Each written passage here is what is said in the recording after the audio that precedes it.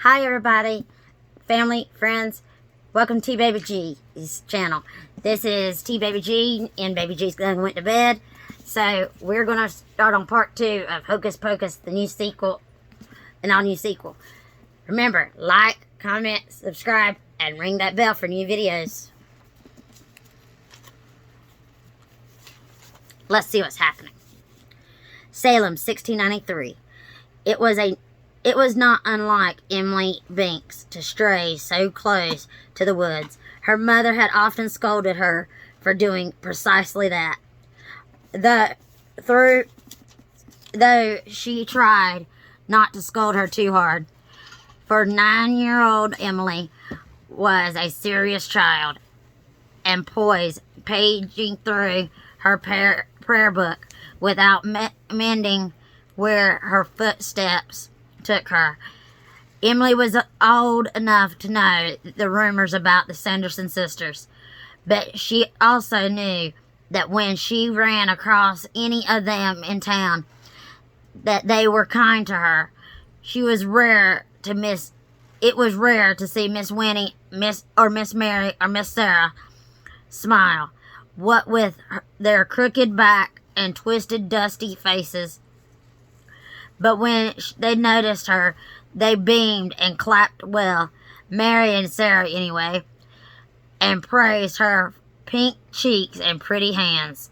Her mother would never praise her praised those things, for fear of encouraging vanity and sin.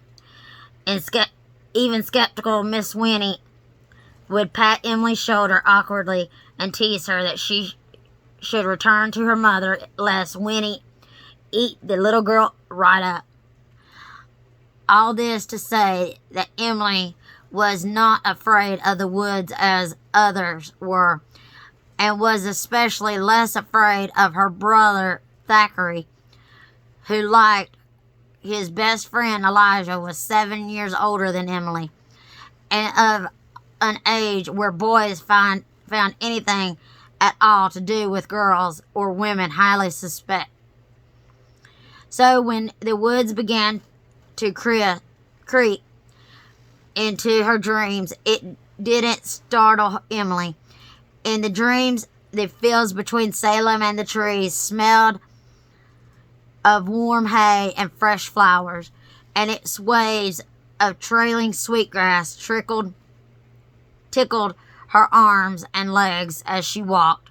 In the dreams, the edge of the fields ran right up to the edge of the woods, and then stopped, as if perplexed about where to go next. In the dreams, the woods was cool and welcoming, and the air tasted faintly damp soil and crumbling bark, a taste that seemed as sweet as almond cake to young Emily, for it promised an adventure to rival her well-worn copy of Pilgrim Progress. Thackeray had begun to dream of that place too, the knife edge between the world he knew and the world of the witches. But his dreams were thick with moss-covered smoke, and the press of hands upon his skin, and the taste of sweat and bile and the river muck. The dreams made him wake night after night, more tired than the day before. But he didn't tell his parents or his sister or even Elijah, or he feared the dream meant something dark about his mind, or worse, about his heart.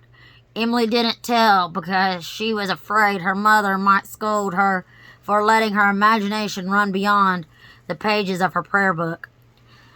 And the other children didn't tell for their own reasons, each of them more personal than the next. Salem, 1993. Max was kneeling beside his bike, tying his shoelaces, when a shadow spilled over his shoulder and onto the grass. He tensed, expecting Ernie's hot pickled breath to hit his shoulders any minute.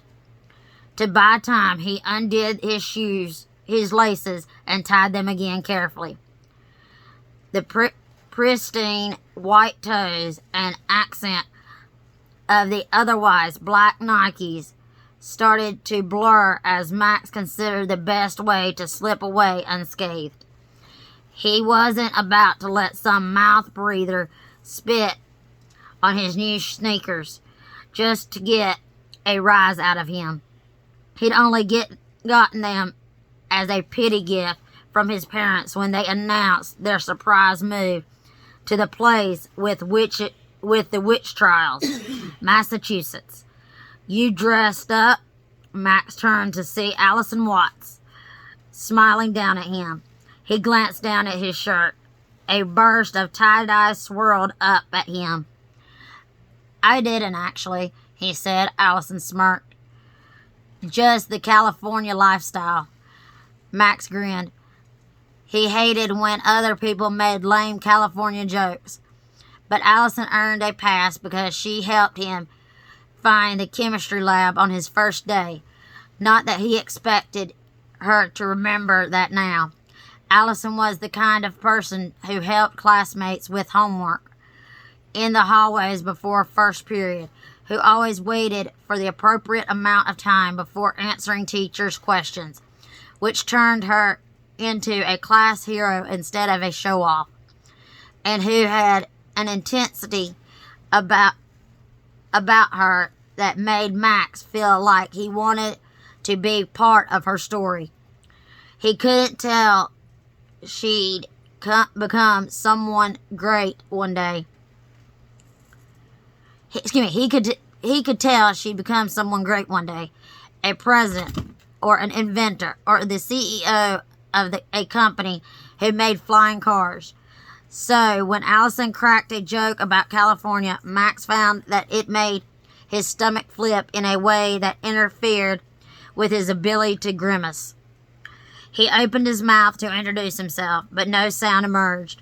That day, like the past 3 days, he thought about asking her out, but then he thought about her rejecting him and how he'd have to awkwardly extract himself from the situation, which made walking through town with his sister howling about bazookas sound like a funny weekend activity.